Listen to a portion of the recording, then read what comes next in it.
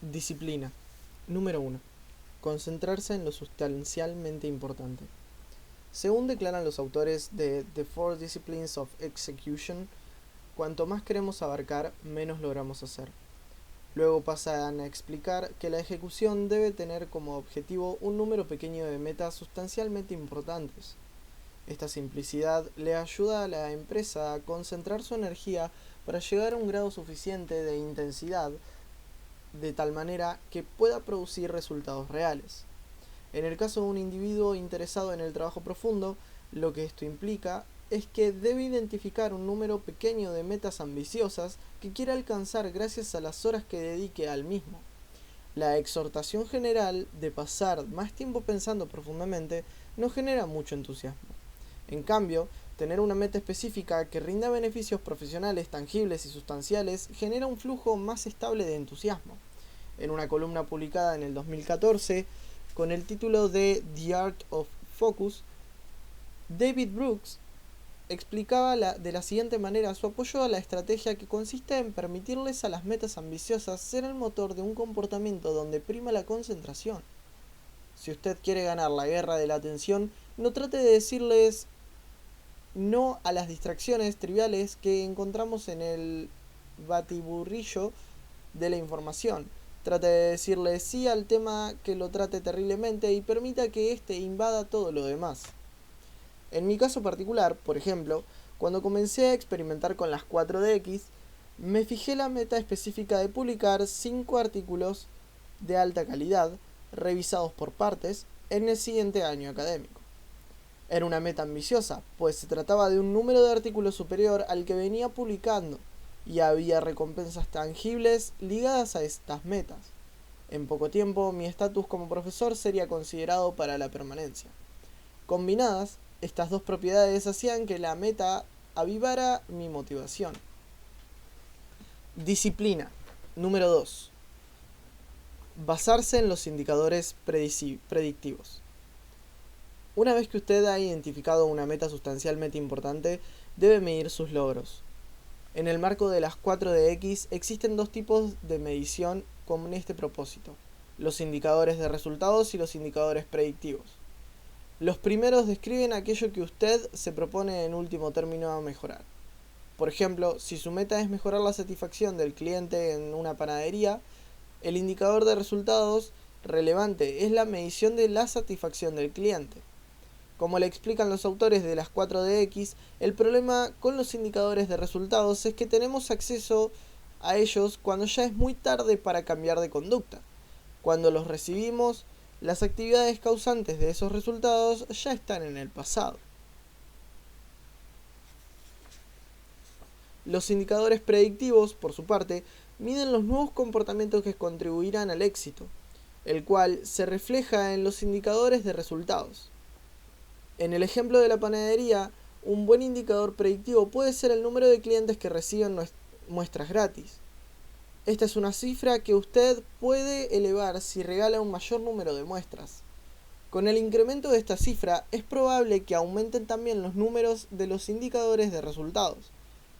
En otras palabras, los indicadores predictivos que permiten dirigir su atención en un futuro próximo al mejoramiento de los comportamientos que usted controla directamente y que tendrán un impacto positivo en sus metas a largo plazo. En el caso de un individuo interesado en el trabajo profundo, es fácil identificar el indicador predictivo relevante: el tiempo que pasa en un estado de trabajo profundo dedicado a una meta sustancialmente importante. Volviendo a mi ejemplo personal, haber comprendido lo anterior tuvo un fuerte impacto en mi manera de llevar a cabo la investigación académica.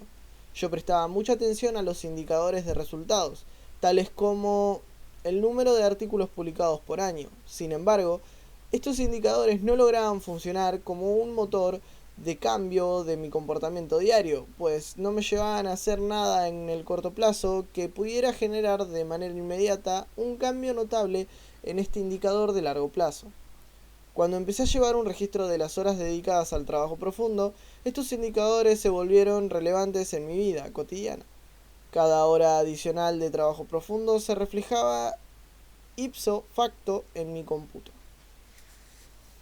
Disciplina Número 3. Llevar un convincente tablero de resultados. La gente no juega igual cuando está llevando cuentas de los resultados, explican los autores de las 4DX, y añaden que cuando la empresa busca reforzar el comportamiento de sus colaboradores para alcanzar una meta sustancialmente importante, es clave que estos cuenten con un espacio público para registrar y llevarles la pista a los indicadores predictivos. Este tablero genera un sentido de la competencia que los lleva a concentrarse en estos indicadores, aunque haya otros asuntos que requieran su atención. También sirve para fortalecer su motivación. Cuando el equipo de colaboradores ve el éxito que se empieza a producir en los indicadores predictivos, busca perpetuar este desempeño. En la disciplina anterior, decía que el número de horas invertidas haciendo trabajo profundo, en el caso de un individuo interesado en la estrategia de la profundidad, debía ser el indicador predictivo. De allí se desprende que el tablero del individuo debe ser un artefacto físico, ubicado en el entorno de trabajo, donde registre el número de horas dedicadas al trabajo profundo. En mis primeros experimentos con las 4DX, encontré una sencilla pero eficaz solución para la implementación del tablero. Tomé un pedazo de cartulina y lo dividí en columnas, una para cada semana del semestre en curso.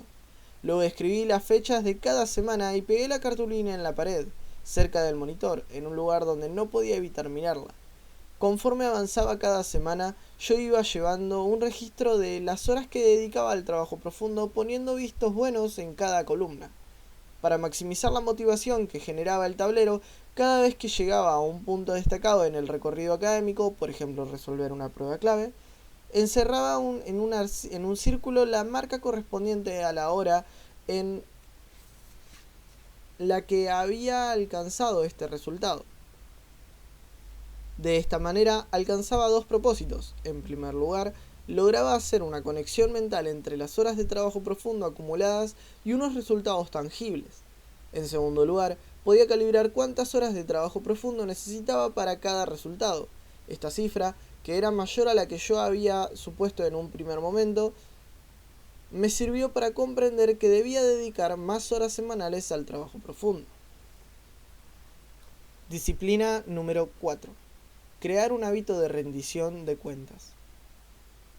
Los autores de las 4DX señalan que el último paso para mantener la atención fija en los indicadores predictivos es implementar un ritmo de reuniones frecuentes y habituales entre los equipos que tengan a su cargo la meta sustancialmente importante.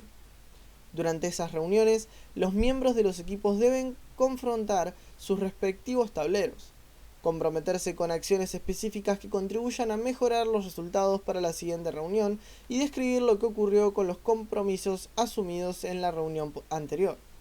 Esta revisión, según los autores, se puede hacer en pocos minutos, pero para que sus efectos sean tangibles debe ser habitual. Para los autores, esta es la disciplina donde verdaderamente ocurre la ejecución. En el caso de un individuo que quiera mantener la atención fija en el hábito del trabajo profundo, lo más probable es que no cuente con ningún equipo de colegas para hacer esta tarea, pero eso no lo exime de la necesidad del hábito de rendición de cuentas. En múltiples lugares de este libro expongo y recomiendo el hábito de la revisión semanal, en la cual usted debe hacer planes para la siguiente semana. Véase la regla número 4. En mis experimentos con las 4DX, hacía una revisión semanal del tablero para celebrar las buenas semanas y determinar qué había pasado en las malas. Lo más importante era determinar cómo iba a garantizar la obtención de buenos resultados en los próximos días. Esta estrategia me permitía ajustar mi horario con el fin de satisfacer las necesidades de mis indicadores prospectivos, con lo cual podía hacer un mucho más trabajo profundo que si no hubiera estado en esas revisiones semanales. El marco de las 4DX se basa en la premisa fundamental de que la ejecución es más difícil que la concepción de las estrategias. Después de analizar cientos de casos, los creadores de estas disciplinas lograron definir unas cuantas que parecen funcionar muy bien para conquistar esta dificultad. Por lo tanto, a usted no debe causarle sorpresa que estas mismas disciplinas puedan tener un efecto similar en su meta personal de cultivar el hábito del trabajo profundo. Para concluir, volvamos a una última vez a mi ejemplo personal. Como anoté más arriba, al adoptar las 4DX, me propuse la meta de publicar 5 artículos revisados por pares en el año académico entre 2013 y 2014. Se trataba de una meta ambiciosa, ya que había publicado solo 4 artículos el año anterior, una hazaña de la que me sentía orgulloso.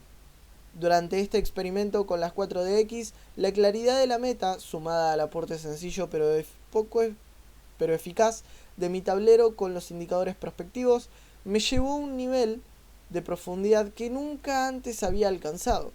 En retrospectiva, veo que lo que aumentó no fue tanto la intensidad de mis periodos de trabajo profundo como su regularidad. Anteriormente me dedicaba al trabajo profundo. Cuando se acercaba la fecha de entrega de los artículos, con el hábito de las 4DX, mi mente estaba concentrada todo el año. Debo admitir que fue un año agotador, sobre todo teniendo en cuenta que también estaba escribiendo este libro al tiempo. Sin embargo, sirvió para comprobar la validez del marco de las 4DX. En el verano del 2014 me había aceptado 9 artículos para su publicación, cifra que era más del doble de lo que había logrado el año anterior. Ser perezoso. El ensayista y caricaturista Tim Krader, en un artículo publicado en el 2012 en un blog de The New York Times, hace una memorable descripción de sí mismo. No soy un tipo ocupado, soy la persona ambiciosa más perezosa que conozco. La aversión de Krader por el trabajo frenético, sin embargo, sufrió una dura prueba en los meses previos a la publicación del texto en el blog. Así escribe este periodo. Poco a poco y de manera insidiosa, he comenzado por obligaciones profesionales a volverme una persona ocupada.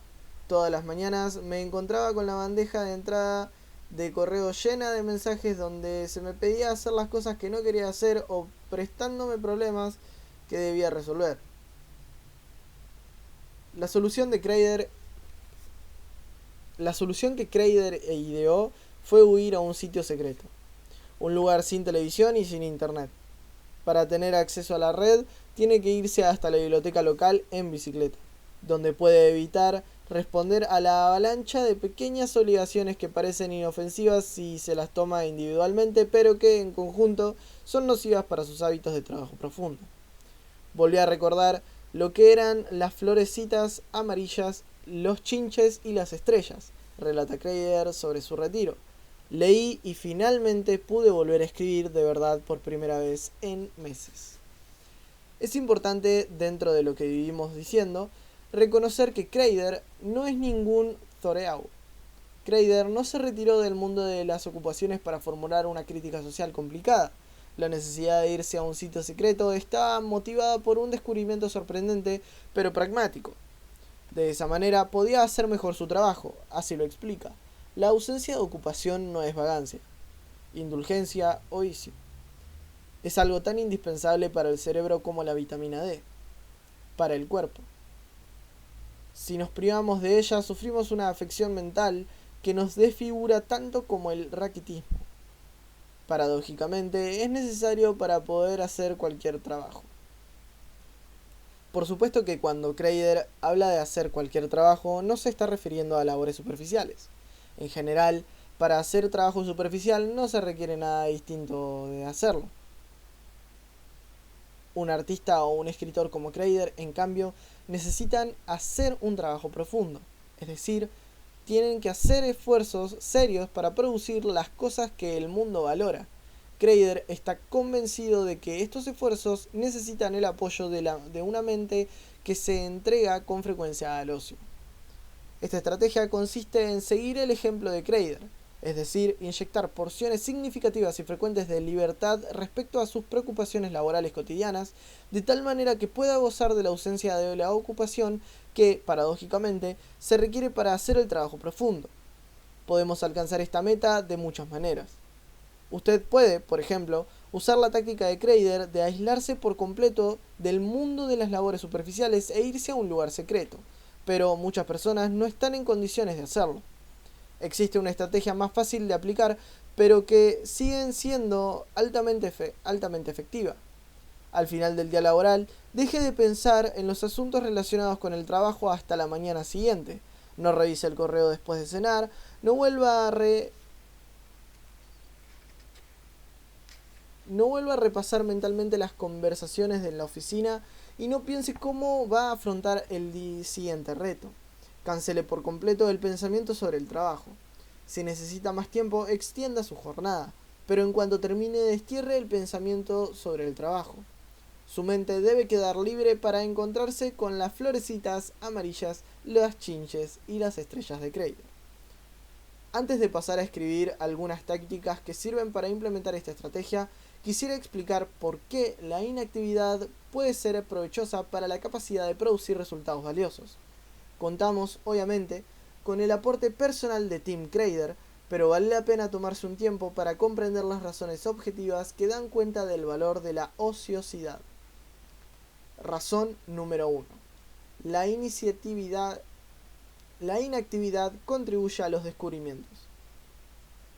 Veamos el siguiente fragmento de un artículo publicado en la revista Science en el 2006. Durante cientos de años, la literatura científica ha puesto mucho énfasis en los beneficios de la liberación consciente en la toma de decisiones. Aquí nos proponemos determinar si esta afirmación tiene un sentido sólido. Nuestra hipótesis es que no lo tiene. Detrás de estas palabras, en apariencia insípidas, se esconde una afirmación osada. Los autores de este estudio, liderados por el psicólogo holandés A.P. Dijkhuis, se propusieron demostrar que en la toma de ciertas decisiones es mejor que demostrar que sea el inconsciente el que desenrede la madeja. En otras palabras, buscar activamente trabajar en estas decisiones lleva a un resultado peor del que se logra si se considera la información relevante y luego se pasa por otra cosa para dejar que las capas del inconsciente rumien el asunto. El equipo de trabajo de Dijkhuis aisló este efecto al darles a unos sujetos la información necesaria para una decisión compleja relacionada con la compra de un automóvil. A la mitad de los sujetos del experimento se les pidió reflexionar detenidamente sobre la información para luego tomar la mejor decisión. A la otra mitad se le dio a leer la información y luego se le distrajo con acertijos fáciles. Enseguida se les puso a tomar una decisión sin haber tenido tiempo para deliberar de manera consciente. El grupo de los distraídos tuvo mejores resultados. Las observaciones a partir de los experimentos como este llevaron a Dreyfus y a sus colaboradores a desarrollar la teoría del pensamiento inconsistente, TPI, un intento por entender los diferentes papeles que la deliberación consciente e inconsciente desempeña en la toma de decisiones.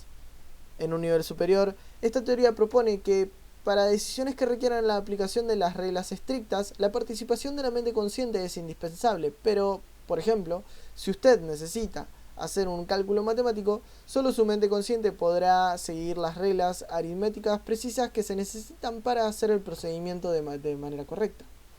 Por otro lado, en el caso de las decisiones en las que se debe tener en cuenta una gran cantidad de información y hay múltiples limitaciones vagas e incluso contrastan, la mente inconsciente da buenos resultados.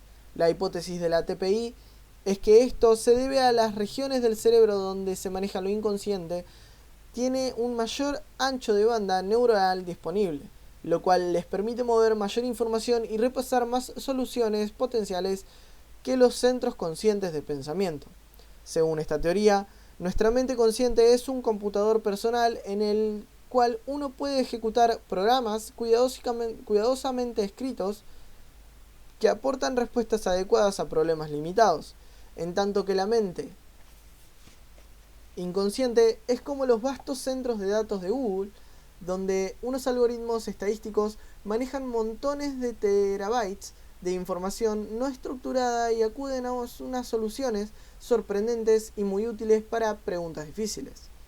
Esta línea de investigación apunta a que darle a nuestro cerebro consciente el tiempo para responder le permite a la mente inconsciente tomar un camino diferente para afrontar sus retos profesionales más complejos. El hábito del descanso, por lo tanto, no equivale necesariamente a reducir la cantidad de tiempo que usted le dedica al trabajo productivo, sino que diversifica el tipo de trabajo que lleva a cabo. Razón número 2. El tiempo de descanso contribuye a recargar las energías necesarias para hacer el trabajo profundo. Un artículo académico que se cita con frecuencia publicado en 2018 en Psychological Science describe un experimento sencillo. Se formaron dos grupos. A los sujetos del primer grupo se les pidió que hicieran una caminata por un camino de madera de jardín en un jardín botánico cerca del campus de Ann Arbor, Michigan, donde se adelantó el estudio. Al otro grupo lo mandaron a caminar por el concurrido centro de la ciudad. A ambos grupos se les asignó una tarea que requería mucha atención, llamada prueba de rango de dígitos a la inversa. El principal descubrimiento del estudio es que el grupo que fue asignado a trabajar en la naturaleza tuvo un desempeño 20% mejor en la realización de la tarea. A la semana siguiente se trocaron los lugares a los que se le asignaba al grupo. Y nuevamente el grupo de la naturaleza tuvo mejores resultados. No eran los individuos los que determinaban la calidad del desempeño, sino el hecho de que tuvieran la oportunidad de prepararse caminando por el bosque. Este es uno de los muchos estudios que validan la teoría de la restauración de la atención, TRA, la cual sostiene que pasar un tiempo en la naturaleza puede mejorar nuestra capacidad para concentrarnos. Esta teoría, propuesta por primera vez en los años 80 por los psicólogos de la Universidad de Michigan, Rachel y Stephen Kaplan, este último coautor junto a Mark Berman y John Johnnides, del estudio de 2008 que citamos anteriormente. Se basa en el concepto de la fatiga de la atención. Para concentrarse se requiere algo de la TRA llamada atención dirigida. Este recurso es finito. Si usted lo agota, le resultará difícil concentrarse. Para lo que nos interesa, podemos establecer una semejanza entre este recurso y las reservas limitadas de fuerza de voluntad de Baumeister que mencionamos en la introducción de esta regla. El estudio de 2008 sostiene que caminar en las abarrotadas calles de la ciudad requiere el uso de la atención dirigida, pues tenemos que determinar cuándo debemos cruzar una calle para que no nos atropellen o cuándo desviar ligeramente el rumbo para hacer el quite a un grupo de turistas que está bloqueando la acera. Al cabo de tan solo 15 minutos de este recorrido concentrado, las reservas de atención dirigida del individuo se reducen. Caminar en la naturaleza, por el contrario, nos expone a aquello que el Berman llama estímulos inherentes fascinantes y usa las puestas de sol como ejemplo. Estos estímulos invocan la atención de una manera reducida, lo cual permite que las reservas de atención dirigida se reabastezcan. Dicho de otra manera, al caminar por la naturaleza, usted no está obligado a dirigir la atención, pues los retos del recorrido son pocos, a diferencia de los que se presentan cuando tenemos que cruzar calles, y experimenta una cantidad suficiente de estímulos interesantes para mantener la mente lo bastante ocupada para evitar la necesidad de dirigir activamente la atención hacia algo. Este estado permite que sus recursos de atención dirigida se reabastezcan. Al cabo de 15 minutos de este tipo de reabastecimiento, los sujetos tienen una mejor concentración. Sin lugar a dudas, usted podría arguir que estar al aire libre viendo un atardecer lo pone uno de buen humor y que estar de buen humor es realmente lo que contribuye al mejoramiento del desempeño en estas tareas. Sin embargo, tras añadir un toque ligeramente sádico al experimento, los investigadores objetaron esa hipótesis repitiendo el experimento en unas condiciones diferentes, esta vez en medio de un en medio de un crudo invierno de Ann Arbor. El hecho de caminar al aire libre en unas condiciones climáticas rigurosas no puso a los sujetos de buen humor, pero estos seguían teniendo un mejor desempeño en las tareas que requerían concentración. Lo importante para nuestras reflexiones es observar que las implicaciones de la TRA van más allá de los beneficios de la naturaleza. El mecanismo central de esta teoría es la idea de que podemos restaurar nuestra capacidad para dirigir la atención si hacemos una pausa en la actividad en cuestión. Caminar en la naturaleza nos permite tener ese respiro mental, pero lo mismo puede ocurrir gracias a diversas actividades relajadas, siempre y cuando aporten estímulos inherentemente fascinantes, similares y la libertad de no tener que mantener la atención concentrada. Conversar informalmente con un amigo, escuchar música mientras preparamos la cena, jugar con los hijos, salir al trotar, etc. Actividades que usted puede adelantar en la noche si se obliga a hacer una pausa en el trabajo. Desempeñan el mismo papel que caminar en la naturaleza para restaurar la atención. Por otro lado, si usted se la pasa consultando el correo electrónico durante esas mismas horas de la noche o decide reservar una hora o dos después de la cena para cumplir con una fecha de entrega que se avecina, estará robándoles a los centros de la atención dirigida el tiempo de descanso ininterrumpido que se necesitan para reabastecerse. Aunque esas actividades breves relacionadas con el trabajo no le consuman mucho tiempo, usted no debe perder de vista que éstas le impiden llegar a los niveles de relajación más profunda en los cuales se produce la restauración de la atención. Solo la seguridad de que usted ya terminó la jornada de trabajo por ese día serviría para convencer a su cerebro de reducir la marcha a un nivel en el que pueda empezar a recargarse para el día siguiente. En otras palabras, tratar de dedicar unos cuantos minutos o unas cuantas horas más al trabajo durante la noche puede reducir su eficiencia al día siguiente, de tal manera que terminará haciendo menos que si hubiera respetado los tiempos de descanso.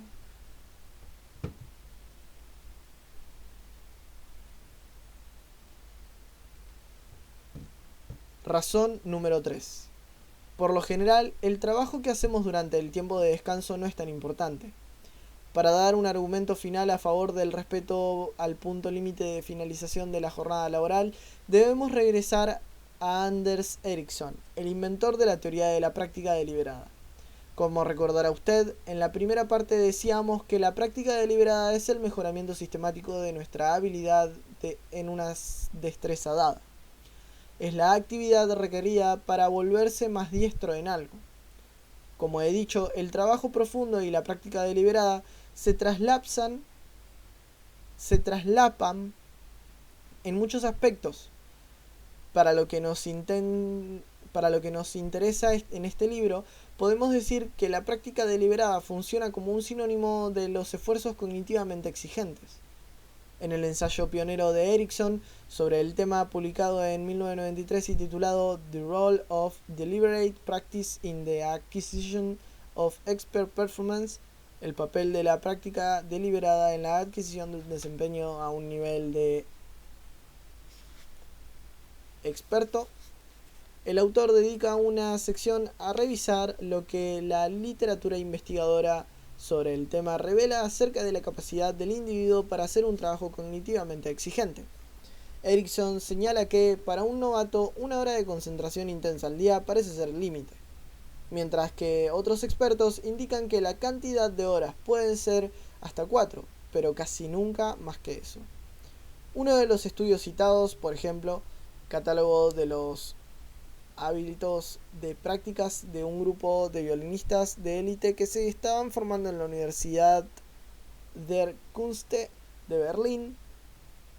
El estudio descubrió que los violinistas de élite suman un promedio de 3,5 horas al día de práctica deliberada, por lo general separadas en 2 momentos diferentes del día.